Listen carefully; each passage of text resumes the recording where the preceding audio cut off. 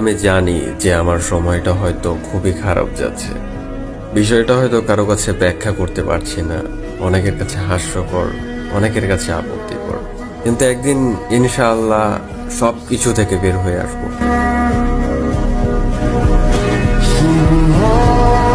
আপনার অবস্থান ভালো, মানুষ আপনাকে তোলা তোলা করবে। অবস্থান খারাপ হয়ে যাক, দেখবেন আপনাকে মানুষ চিনছে না, কাছের মানুষই চিনবে না, কাছের মানুষই চিনবে না। আপনি বিপদে পড়েন, দেখবেন বন্ধু শত্রু চিনে ফেলবেন, মানে জিগরি দোস্ত বলবে আমি তোর নামই শুনি নাই কখন। হ্যাঁ, বাস্তবতা খুব কঠিন। আল্লাহ আমার সব, আল্লাহ আমার রব, আল্লাহর জন্যই আমার জীবন, আল্লাহর জন্যই আমার মৃত্যু। কেউ আমার সাথে নাই, কেউ আমার সাথে যাবেও না।